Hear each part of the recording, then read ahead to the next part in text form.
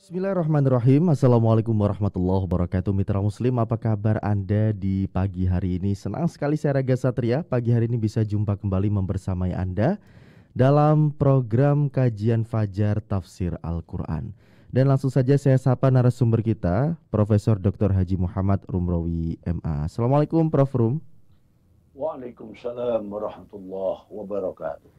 Kabar baik Prof, sehat pagi ini? Alhamdulillah, semoga kita sehat semuanya. Amin, insya Allah. Pagi hari ini kita akan dengarkan bersama penjelasan tafsir surah Hud ayat 43 sampai 49 bersama pakar tafsir Al-Quran dan juga guru besar UIN Sunan Ampel Surabaya, Profesor Dr. Haji Muhammad Rumrawi MA. Silakan Prof. Rum. Ya. Assalamualaikum warahmatullahi wabarakatuh. Alhamdulillah, thumma alhamdulillah. Alhamdulillahilladzi nahmaduhu wa nasta'inuhu kama 'allamana nahmad. Nusalli wa nusalli ala nabiyyina wa rasulina wa habibina wa maulana Muhammad wa ala alihi wa ashabihi wa tabi'ihi wa man ihtada bihi ilal abad. Amma ba'du, subhanaka la ilma lana illa ma 'allamtana innaka antal alimul hakim. Nas'alullah ta'ala al-huda wat-tuqa wal-'afaf wal-ghina. Kama nas'alu 'ilman nafi'a wa rizqan wasi'an mubarakan halalan tayyiba wa imanan shadiqa wa 'amalan salihan maqbula. Wa tijaratan lan tabur ya alima ma fi sudur akhrijna minadh dhulumati ilan nur. Amin. Mitra Muslim yang berbahagia dan insya Allah selalu dibahagiakan oleh Allah dengan anugerah iman, timbang rahmat dan curah nikmatnya. Kembali di pagi hari yang membahagiakan ini, Allah mengizinkan kita untuk melanjutkan kajian kita. Di mana yang lalu kita telah sampai 42.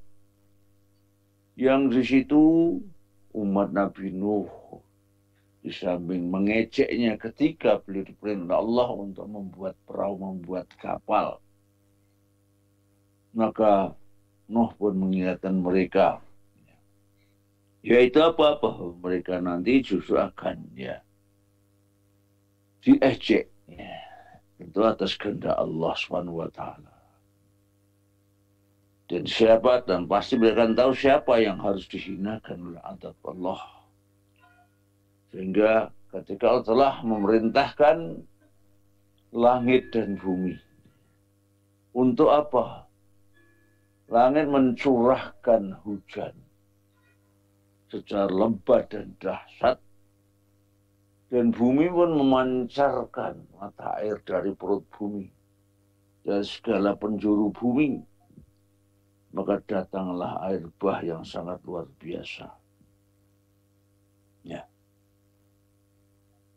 Dan sebelum itu Allah, Nabi Nuh telah memerintahkannya kepada kaumnya yang beriman untuk naik kapal yang telah disediakan.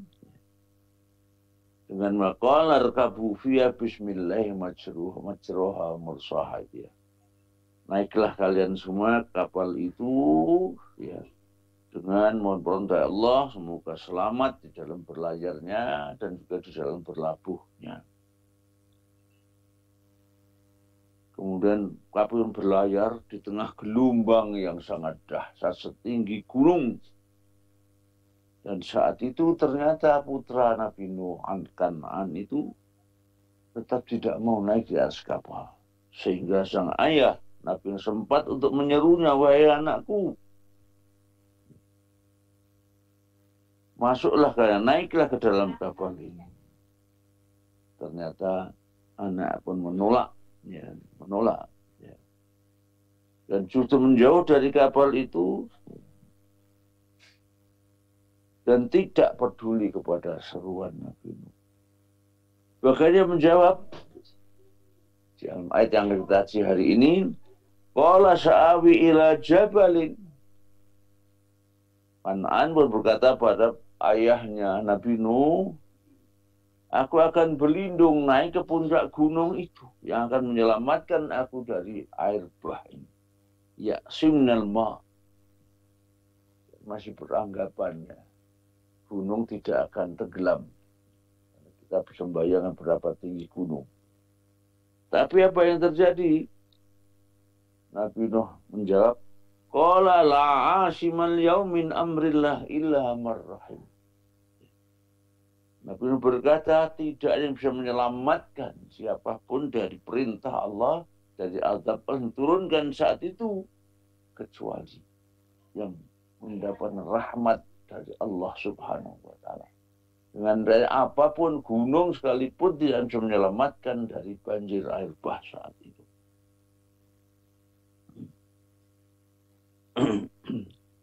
Wahala bainal maut fakainal mughrakin, maka gelombang pun datang menghalang keduanya dan jadilah putranya itu di antara yang tenggelam, ditelan oleh air bah. Diriwayatkan bahwa sebelum air bah ini datang, memang hujan itu turun dari langit dengan sangat deras, ya sangat dahsyat, dan selama 4 hari berturut-turut, 4 hari berturut-turut tidak berhenti. Ya, bisa dibayangkan kalau hujan selama 4 hari non-stop kali 24 jam. Kita pun, saya kira pernah terjadi seperti itu. 4 jam pun sudah banjiri sekitar kita dengan 4 hari 4 malam.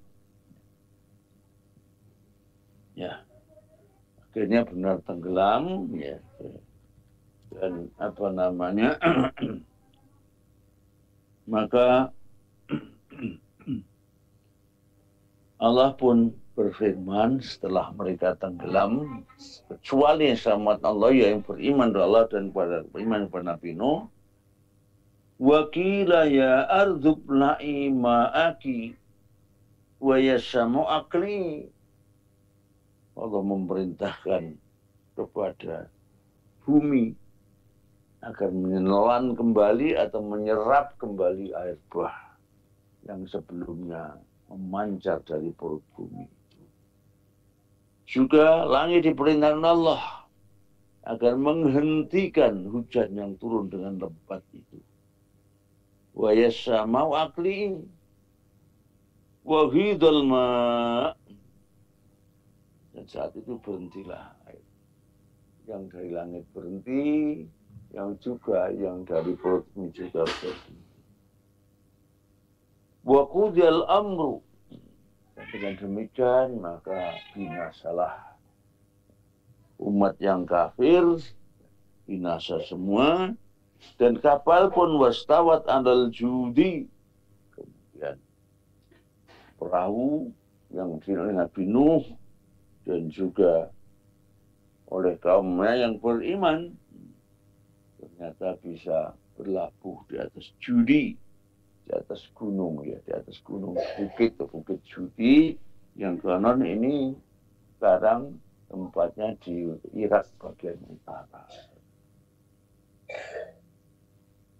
Wakila bu'dan lil qaumidz zalimin, dikatakan untuk oleh Allah, binasalah hei kaum orang-orang yang zalim yang tidak mau beriman kepada Allah Subhanahu wa Ta'ala dan pada Rasulnya, yaitu Nabi Nuh alaihissalam. Dan saat itulah semua binasa kecuali yang ada di kapal saja. Dari sini maka tidak aneh kalau Nabi Nuh ini juga dijuluki dengan nenek moyang manusia yang kedua. Kenapa? Karena sejak itu sampai sebelumnya, sampai zaman Adam, semuanya binasa. Kecuali sekelompok yang beriman bersama Nabi Nuh di perahu. Saat itu ternyata Nabi Nuh, ya, orang tua dan bagaimana juga berusaha untuk menyelamatkan putranya Kanaan itu dan menyerunya. Wa nada Nuhur rabbahu. Maka pertama Nabi Nuh berdoa kepada Allah, ya, mengadu kepada Allah karena anaknya dan juga istrinya termasuk tenggelam. Faqala rabbi inna ibni min ahli. Ya Allah, ya Tuhanku. Ya Rabb, ya Tuhanku. Inna ibni min ahli, sungguh anak itu dari keluarga. Jadi tampaknya sebagai manusia biasa itu juga tidak tega melihat anak kandungnya harus tenggelam ya, ditelan ombak yang dahsyat yang setinggi gunung itu, bahkan melebihi gunung. Wa inna wa'daka haq wa inna wa'daka al-haq, dan sungguh janjimu ya Allah, tentu janji untuk membinasakan siapapun yang menentang Allah dan Rasul. Hak, benar hak, jadi suatu kenyataan yang tidak terbantah. Jadi putra beliau Kan'an juga ikut binasa, juga umat yang kafir yang sebelumnya mengeceknya demikian rupa, semuanya musnah binasa tanpa ada yang tertinggal. Wa anta ahkamul hakimin, dan sungguh engkau ya Allah hakim, penentu yang paling adil, tidak ada yang melebihi keadilan. Ternyata apa jawab Allah tentang perasaan yang tidak tega kepada putranya, yang mengadu pada Allah bahwa kan anak putranya, keluarganya ya Allah. Ternyata jawab Allah, qala ya Nuh, Allah pun berfirman, Nuh, innahu laisa min ahlik. Sungguh meskipun lahir darimu dan dari istrimu, maka dia sudah bukan lagi termasuk keluargamu. Jadi anak kandung, tetapi karena hubungan iman sudah terputus, tidak hubungan iman, maka katalah dengan menggunakan innahu, sungguh pasti dia itu bukan lagi termasuk keluarga. Innahu laisa min ahlik. Tentunya menunjukkan kepada kita bahwa hubungan kekeluargaan itu tidak akan mengalahkan hubungan iman. Atau dengan kata lain, hubungannya sungguhnya antar manusia hubungan keimanan. Al-ukhuwah fil iman jauh lebih kuat dari al-ukhuwah fil ahl. Hubungan keimanan jauh lebih kuat daripada hubungan kekeluargaan. Anak pun kalau sudah durhaka semacam itu, sudah bukan keluarga kita. Kemudian kita semua jauhkan dari itu, ya semoga keturunan kita semua menjadi beriman dan berjanji Allah di dalam dua tempat di dalam Al-Quran. Siapa yang meninggal dan melahirkan generasi beriman, maka di surga nanti akan ditemukan lagi untuk menambah kebahagiaan mereka. Kita menemukan antara anak turun dengan orang tua yang sama-sama innahu amalun ghairu salih. Jadi sudah tidak beriman, beda iman itu, maka suatu perbuatan yang sangat zalim, yaitu inna syirka la dzulmun adzim. Kekufuran, kemusyrikan adalah kezaliman yang paling dahsyat. Itu bisa memisahkan hubungan kekeluargaan ya antara anak dan orang tua dan lain sebagainya. Fala tas'alni ma laisa laka bi'ilm, maka janganlah engkau Nuh memohon kepadaku tentang sesuatu yang kamu belum tahu atau tidak tahu. Jadi anak Nuh ya yang masih memohon agar anaknya ikut diselamatkan, ternyata itu permohonan yang tidak berdasar ilmu yang benar. Sekali lagi, ilmu yang benar bahwa ketika anak sudah berbeda agama, itu sudah termasuk, sudah bukan keluarga kita. Inni a'idzuka an takuna minal jahilin. Bahkan tetap ngotot seperti itu. Ya. ya beda iman, nah, maka Allah memberi nasihat, ini a'idzuka, sungguh pasti aku memberi peringatan kepadamu, beri nasihat kepadamu, agar kamu sekali-kali, jangan sekali-kali menjadi orang yang jahil, menjadi orang yang bodoh.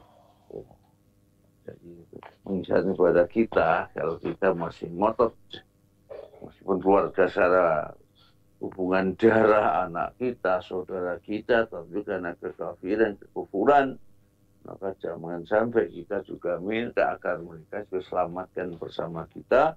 Karena permintaan kepada Allah berarti menurut kita bodoh. Sekali lagi, bahwa hubungan antara hubungan keimanan, bukan hubungan darah, bukan hubungan kekeluargaan.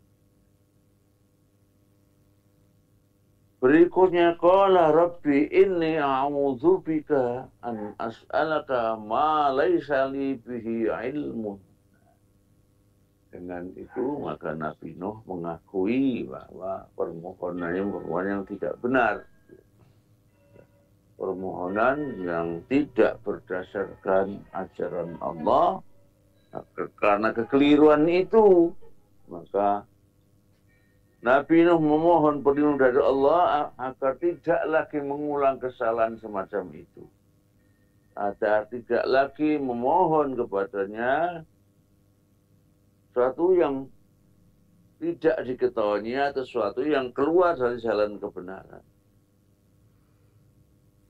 An as'alaka ma laisa li bihi ilmun.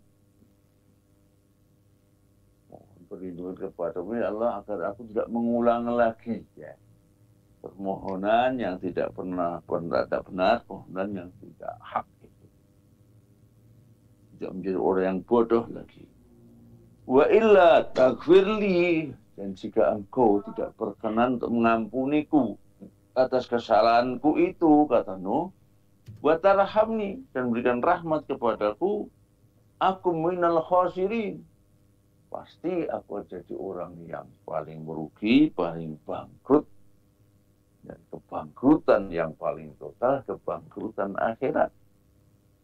Kebangkrutan dunia bisa jadi akan bisa bangkit lagi karena kucuran modal baru, kucuran modal yang bersih, ya. Tidak bisa bangkit, tapi kalau kerugian itu di akhirat tidak akan bisa lagi untuk bangkit. Ya.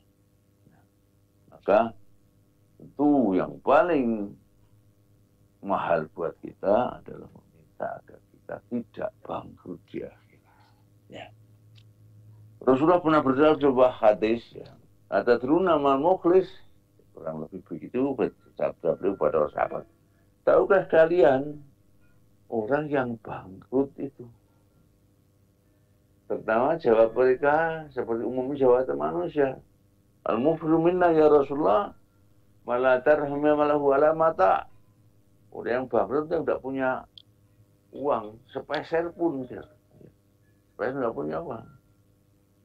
Ternyata bukan itu orang sebangkrut itu.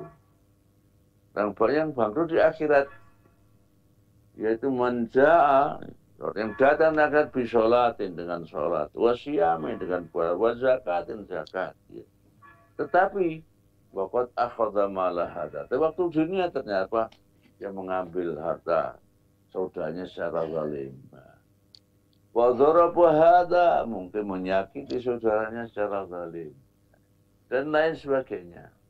Orang semacam ini di akhirat nanti, ya, segala amal baiknya, segala pahalanya, ya, segala pahalanya, apa? Pahalanya akan digunakan untuk membayar kezalimannya. Akan digunakan untuk membayar kezalimannya. Ketika pahalanya habis, ya, wa idza nafidat, pahalanya habis, ya, ukhida, diambilkan dari dosa-dosa orang yang dizalimi, dan itu ditimpakan kepada orang yang berbuat zalim. Jadi ternyata meskipun ya kita punya modal sholat, zakat, puasa, haji, tapi kalau kezaliman kita sangat luar biasa, maka kita biasanya menjadi bangkrut. Naudzubillah min dzalik. Bisa menjadi bangkrut. Kenapa kok bangkrut? Karena tadi ya kebaikan digunakan membayar dosa-dosa kita. Kalau kita habis lebih duluan daripada dosa kita, maka dosanya orang yang kezalimi ditimpakan kepada kita, dan itu tentu tinggal dilemparkan ke dalam api neraka. Naudzubillah min dzalik. Inilah kebangkrutan di akhir, kebangkrutan yang total, yang tidak mungkin akan bisa bangkit kembali. Berikutnya, wakila ya Nuh, ibid bisalamin minna wa barakat. Maka dikatakan kepada Nuh, wahai Nuh, sekarang turunlah kalian dari kapal itu dengan selamat. Wa barakatin alaika, misalnya minna, dengan keselamatan, kesehatan dari Allah, dan juga berkah atas ziyadatun fil khair, kebaikan yang pertama yang semuanya datang dari Allah, datang dari kami.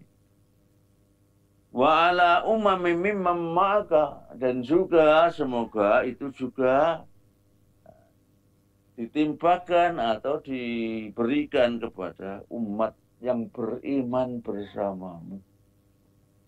Jadi Nabi Nuh, orang yang beriman bersama dalam kapal itu dipersiapkan oleh Allah untuk turun dalam kapal, yaitu berlabuh di bukit Judi itu dengan selamat, dengan berkah dari Allah Subhanahu wa taala. Namun demikian Allah mengingatkan, wa umamun sanumatihum, dan ada sebagian umat yang lain, bagian dari manusia, yang Allah akan diberikan kenikmatan yang banyak di dunia ini, namun ternyata mereka kafir. Summa yamusum bina azabun alim. Setelah itu di akhir nanti mereka harus mendapatkan azab yang sangat dahsyat di hari kiamat. Dengan kata lain, kenikmatan dunia yang berupa harta yang melimpah ruah, mungkin juga kekuasaan, itu bukan jaminan bahwa di akhirnya akan mendapatkan yang sama. Tidak. Bukan jaminan. Bahkan jadi beban. Sebab apa? Harta berapapun akan diminta pertanggungan kepada kita. Dari mana kita dapat dan untuk apa kita gunakan. Jadi ada sebagian manusia yang di dunianya mendapatkan kenikmatan duniawi yang sangat besar, sangat banyak, tetapi nanti harus menerima azab yang sangat dahsyat. Kemudian ayat yang terakhir tadi hari ini, ayat 49. Tilka min amba'il ghaib nuhiha ilaik. Itu semua, hai Muhammad, itu Muhammad kepada kita, berita tentang yang gaib. Nah, yang gaib itu ternyata bisa macam-macam. Ada yang gaib selamanya, ya. Dulu, sekarang, maupun yang akan datang, ya. Akan tetap gaib, ya. Nah, ada juga yang hari ini mungkin masih gaib, besok menjadi kenyataan. Hari masih gaib, misalnya besok akan terjadi apa di sini. Hari ini kita tidak tahu, tetapi besok menjadi kenyataan. Bisa seperti itu. Jadi gaib itu ada ghaibul istiqbal atau ghaibul madi.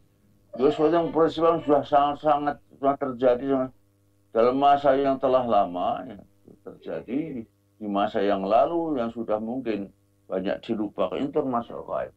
Ya, ini kisah Nabi Nuh gaib yang tilka min ambail ghaib nuhiha ila sanadkan wahyu kepadamu Muhammad, ma kunta ta'lam anta wala qaumuka. Kamu tidak mungkin mengetahuinya kalau tidak dari Allah Subhanahu wa taala, ya. Begitu kaummu min qabli, sebelum diberikan wahyu kepada kalian, turunnya Al-Qur'an ini tentunya, fasbir innal aqibata lil muttaqin, maka bersabarlah menghadapi tantangan umatmu seperti itu. Nah, pasti akibat yang baik hanya diberi orang bertakwa kepada Allah Subhanahu wa Ta'ala. Saya kira ini kajian kita, tentu wallahu a'lam bishawab. Ya, maka silakan masyarakat barangkali ada dialog. Baik, terima kasih Prof. Rum atas pencerahannya pagi hari ini, dan tentunya Mitra Muslim kami undang Anda untuk bisa bergabung bersama kami. Silahkan bisa melalui telepon di 0315624555 atau bisa juga melalui WhatsApp. Silakan Anda bertanya 0855300938 atau bisa juga langsung komentar di channel YouTube Suara Muslim TV. Beberapa sudah berkomentar. Salah satunya ada Bunda Afia Salama di Surabaya menyimak, ada juga Farih Chandra ini dari Driorjo juga menyimak ya melalui channel YouTube Suara Muslim TV. Terima kasih Mitra Muslim, dan kami akan segera kembali. Jangan kemana-mana, tetap bersama kami dalam kajian Fajar Tafsir Al-Quran. Terima kasih Mitra Muslim, Anda terus bersama kami dalam kajian Fajar Tafsir Al-Quran, Tafsir Surah Hud ayat 43 sampai 49 pagi hari ini yang kita bahas ya Mitra Muslim. Dan tentunya kami undang Anda untuk bisa bergabung bersama kami. Silakan 0315624555 atau WhatsApp di 0855300938. Ada juga yang berkomentar ini di channel YouTube. Alhamdulillah lewat YouTube ini saya bisa mengetahui dan mengenal masing-masing presenter dan juga narasumber. Alhamdulillah ya. Meskipun pakai masker seperti ini nggak kelihatan ya, masih misterius. Oke, kita sapa langsung Prof, penelpon pertama kita pagi hari ini. Assalamualaikum. Waalaikumsalam. Ya, dengan Bapak? Dari Pak Jun, Surabaya. Pak Jun di Surabaya ya, silakan Pak Jun. Assalamualaikum Prof. Waalaikumsalam warahmatullahi. Nah, saya pertanyakan gini, untuk anaknya, itu memang anaknya itu memang durhaka atau selalu pede nggak mau naik gitu aja. Terus kedua, itu kan Nabi Nuh berdoa, itu kan dimarahi oleh Allah. Kon karo hakikatnya gimana? Itu maksudnya hakikatnya gimana? Hakikat apa? Itu aja. Assalamualaikum warahmatullahi wabarakatuh. Waalaikumsalam warahmatullahi wabarakatuh. Ya. Baik ya, kurang jelas saya Pak Anam. Oke, sudah saya catat.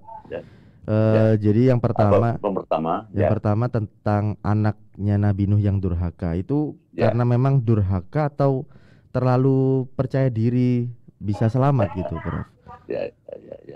Terus yang kedua? Yang kedua, Nabi Nuh berdoa, kemudian dijawab dengan Allah, kamu tidak tahu hakikatnya. Nah, maksudnya hakikatnya itu apa, Prof? Gitu. Baik ya. Pertama, putranya memang durhaka. Durhaka yang paling utama kalau diajak buat iman, menolaknya. Kedurhakaan yang paling dahsyat adalah ya. Apalagi ya, ini putra seorang nabi dan rasul. Ya. Manusia biasa saja kalau anak kita, ya kita ajak anak beriman. Ya, beribadah, hanya menyembah Allah saja, ternyata menolak. Ya, dengan alasan apa sekarang mungkin malasnya macam-macam. Mungkin melihat yang beriman ternyata tidak mendapatkan kenikmatan dunia yang lebih, misalnya hidupnya sangat sederhana, misalnya. Itu berarti kedurhakaan yang paling dahsyat adalah semacam ketiadaan iman, alias yang dihantui dengan kekufuran itu adalah durhaka yang paling dahsyat. Inna syirka la zulmun azim.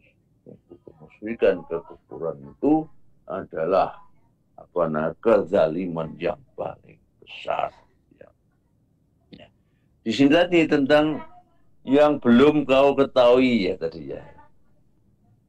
Jadi kan Allah melarang pada Nabi untuk berdoa tentang sesuatu yang tidak tahu. Ya. Itu apa maksudnya? Tentu sesuatu yang sebenarnya itu dilarang oleh agama. Jadi misalnya kita mendoakan siapapun termasuk keluarga kita sendiri setelah dia itu meninggal. Kita mohonkan ampun kepada Allah misalnya seperti itu. Maka itu tidak boleh. Ya. Itu dasarnya adalah ajaran langsung dari Allah. Sehingga tidak tahu. Ya. Para nabi dan rasul pun manusia biasa. Sehingga bisa jadi karena belum mendapatkan wahyu tentang sesuatu, maka dia menjadi tidak tahu. Dalam ajaran Rasulullah, ya, kalau kita tidak tahu, ya katakan tidak tahu. Jangan sampai pura-pura tahu. Karena pura-pura itu akan menipu banyak orang. Ya, sampai Allah menyatakan, la adri, mengatakan aku tidak tahu adalah separuh daripada ilmu. Itu sudah separuh daripada ilmu. Ya. Sudah separuh daripada ilmu. Itu kalau mengatakan apa itu tadi? Mengatakan, ya, saya tahu padahal sebenarnya tidak tahu. Jadi saya kira yang saya pahami dari pertanyaan kedua adalah itu, ya. Jadi tidak tahu mengetahui hakikatnya, hakikat apa itu? Ya. Karena belum ada ilmu tentang bahwa tidak boleh mendoakan kepada orang yang tidak seiman kalau sudah mati. Tapi kalau masih hidup, boleh didoakan. Doanya bagaimana? Ya Allah, semoga Engkau berkenan membukakan pintu hatinya untuk bisa beriman. Itu boleh saja. Sudah meninggal, sudah tidak mungkin ada harapan untuk diterima doanya. Saya kira itu Pak, tentu Allah alam. Ya, terima kasih untuk mitra muslim dari penelpon tadi Pak Jun di Surabaya. Kita ke YouTube, Prof, ada komentar dan juga pertanyaan di sini dari mitra muslim, tidak ingin disebutkan namanya. Prof, salah satu ikhtiar orang tua untuk menjadikan anak solih ini dengan memasukkan ke pondok pesantren dan istiqomah mendoakannya. Nah, kalau menurut Prof sendiri, apakah ada usaha lain, Prof, selain itu?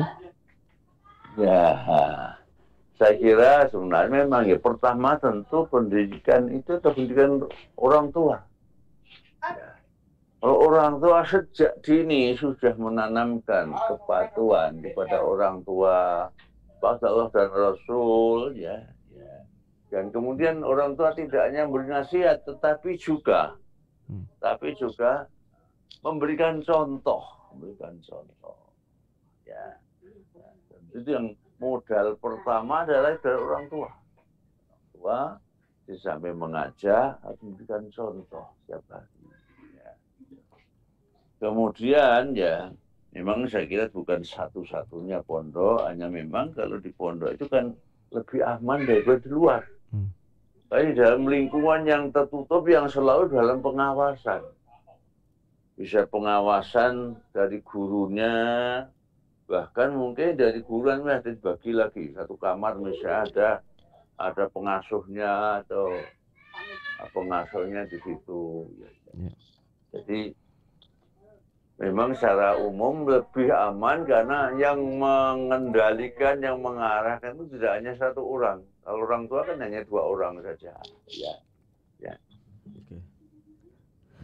Ya, baik. Jadi sebenarnya ada alternatif lain juga, tapi mungkin juga tidak se-efektif yang di pondok, yang di asramakan, saya kira begitu. Ya. Baik. Mohon maaf ini kebetulan rombongan cucu-cucu mau berangkat. Masya Allah, senang sekali ini ya, rame di rumahnya Prof. Ya, pas kumpul di rumah ada berapa orang, biasanya 2 orang saja. Ini ada anak menantu 3, masing-masing punya anak sendiri, ya. Kumpul semua ini tadi malam. Alhamdulillah. Ya. Baik, itu tadi untuk mitra muslim yang ada di channel YouTube. Kita sapa penelpon berikutnya, Prof, ya. Assalamualaikum. Ya. Waalaikumsalam warahmatullahi wabarakatuh. Pak Sodikun Dikrian, silakan. Ya. Assalamualaikum, Prof. Waalaikumsalam warahmatullahi wabarakatuh. Prof, kalau Nabi Adam berdoa kan Rabbana dolamna anfusana wa ilam taghfir lana wa tarhamna lakunanna minal khasirin. Kalau di sini Nabi Nuh kan berdoa qala rabbi inni a'udzubika an as'alaka ma laisa li bi ilmun wa illa taghfirli wa tarhamni akun minal khasirin. Nah, di sini kalau kita bandingkan doanya Nabi Muhammad kan di sini kan as'alaka. Kalau berdoa Nabi Muhammad Allahumma as'aluka ridho kawal jannah, itu kan ada Wa minna as'aluka ilman nafi'a wa rizqan thayyiba wa amalan mutaqabbala. Di sini redaksinya as'alaka, apa yang membedakan ini, Prof? Okay. Terima kasih. Assalamualaikum warahmatullahi wabarakatuh. Waalaikumsalam warahmatullahi wabarakatuh. Nasab sama marfu. Saya kira tidak ada perbedaan karena as'alaka itu makna sederhana sudah meminta. Tapi kalau kepada Allah tentu sangat tepat terjemahan memohon kepadamu. Ya. Jadi di sini kan meminta perlindungan kalau Nabi Nuh ini ya untuk memohon yang tidak pada tempatnya. Jadi memohonkan keselamatan untuk anak yang beda iman tadi. Ya. Dan anak itu tentu yang dimaksud anaknya sudah ketenggelam kan. Sudah gak mungkin lagi untuk bisa mendapatkan ampunan karena sudah meninggal. Makanya kalau sudah meninggal kita tidak boleh mendoakan orang yang sudah meninggal yang tidak seiman dengan kita. Tapi kalau masih hidup kita boleh melakukan itu. Nabi Muhammad ketika di Taif dihujani batu, mereka berdoa. Apa doanya? Doanya adalah ya Allahumma hdi qaum fa innahum la ya'lamun. Ya Allah berikan hidayah iman kepada mereka. Nah, mereka belum tahu, belum dapat hidayah, maka mereka berbuat semacam itu. Ya. Jadi sebenarnya intinya tidak berbeda, ya hanya masalah tadi kan dari hal yang oleh Allah ditegur langsung diluruskan langsung kan. Jadi, jangan memohon kepadaku sesuatu yang ya kamu tidak tahu sehingga menjadi orang yang bodoh, orang yang jahil.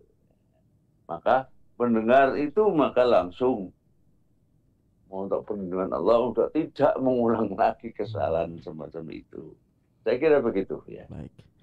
Ya terima kasih untuk Pak Sodikun yang ada di Krian.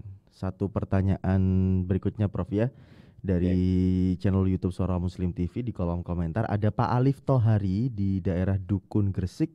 Beliau menanyakan dan ini diperumpamakan di kehidupan sehari-hari Prof. Jadi ketika saya naik kapal itu berupa kapal sholat berjamaah Prof. Saya sering tidak melihat anak saya naik kapal sholat jamaah itu. Nah, bagaimana solusinya Prof? Baik, pertama sholat jamaah memang masih diperdebatkan ya. Apakah itu suatu kewajiban harus berjamaah atau ada yang bolehkan?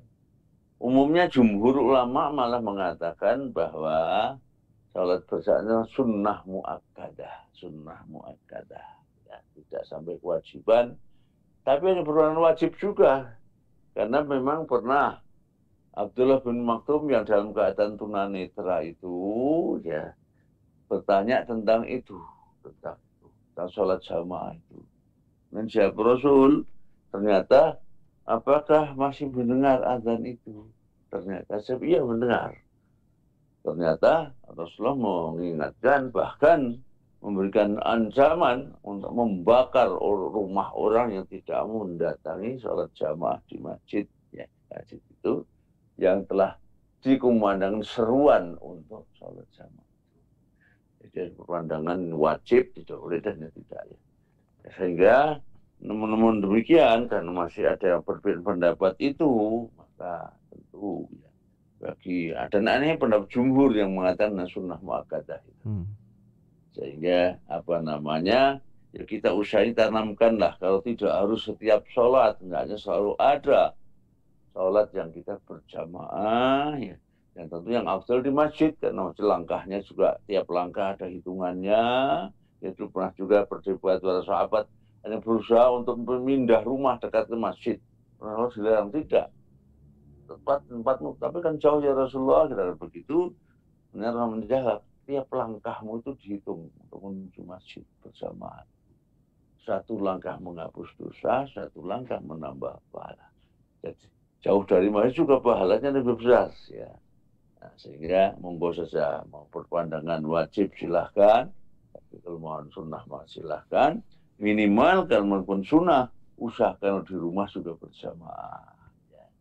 Kemudian bagaimana menanamkan itu tadi ya tentu Di samping diberikan pencerahan pada putra-putri kita memberikan contoh ya. Jadi kita jangan sampai ya sebenarnya yang dimurkai oleh Allah kabur entah puluh malah tafalun. Jangan sampai kita memerintah anak kita ini tidak mengerjakan, itu kan tidak efektif. Jadi kalau kita mewajibkan anak untuk jamaah ke masjid, kita harus memberi contoh. Saya kira itu di samping kita berdoa kepada Allah, semoga Allah bisa membuka pintu hati putra-putri kita bisa mematuhi ajaran Allah apapun tentunya. Saya kira itu tentu Allah alam bisawab. Oke, baik. Dan satu pertanyaan sebagai penutup, Prof ya. Ini dari WhatsApp. Ya, satu lagi ini dari WhatsApp, Prof. Dari Pak Ahmad di Sidoarjo menanyakan, Prof, ada orang Muslim ini dan paham tentang Islam, tapi benci kepada Islam. Itu yang salah apa, Prof ya?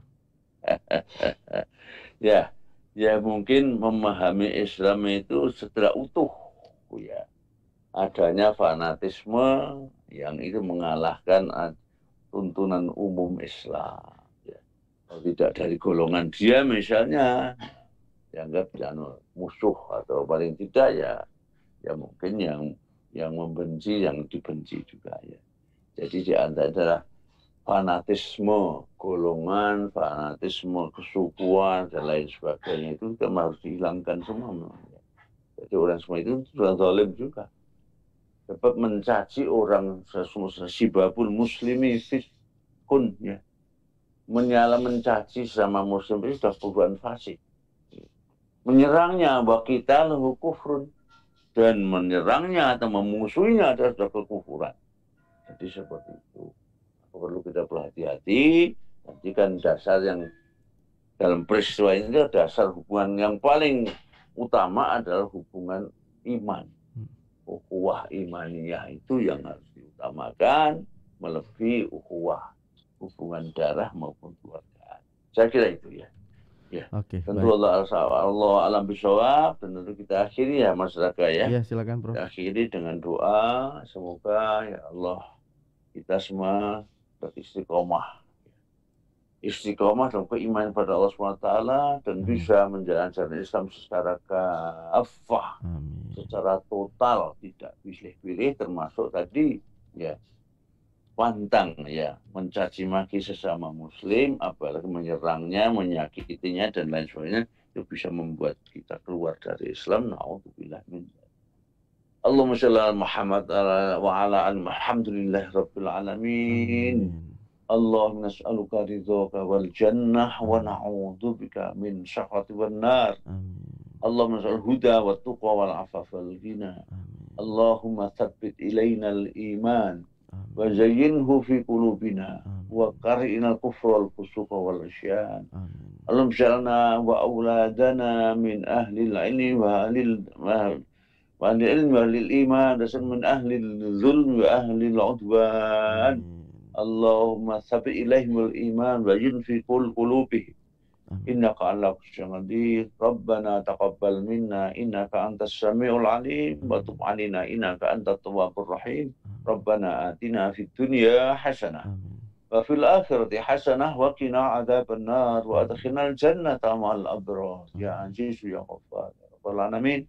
Subhana rabbika rabbil izzati amma yasifun wa salamun alal mursalin walhamdulillahi rabbil alamin. Billahi hidayah wal afu minkum. Wassalamualaikum warahmatullahi wabarakatuh. Waalaikumsalam warahmatullahi wabarakatuh. Terima kasih Prof Rum atas pencerahannya pagi hari ini. Dan mitra muslim, demikian kajian Fajar Tafsir Al-Quran. Anda bisa mengikuti terus program kajian Fajar Tafsir Al-Quran setiap hari Senin dan Selasa jam 5:30 sampai 6:30 pagi hanya di Suara Muslim Radio Network. Yang tertinggal mendengarkan kajian pagi hari ini bisa ditonton ulang kajiannya di channel YouTube Suara Muslim TV. Untuk itu jangan lupa tekan tombol subscribe, like dan juga share sebanyak-banyaknya. Kami ucapkan terima kasih kepada seluruh mitra siar yang bertugas di Suara Muslim Radio Network. Ada Kiki Rizkyani di Suara Muslim Lumajang dan di 88,7 Kaliga FM Suara Muslim Tuban. Saya Raga Satria beserta videografer Edi Haryanto mohon undur diri dari hadapan Anda. Subhanakallahumma bihamdika nasyhadu alla ilaha illa anta nastaghfiruka wa wa natubu ilaik. Maha suci Engkau ya Allah, dan dengan memujimu kami bersaksi tidak Tuhan yang berhak diibadahi selain Engkau. Kami mohon ampun dan bertobat kepadamu. Wassalamualaikum warahmatullahi wabarakatuh.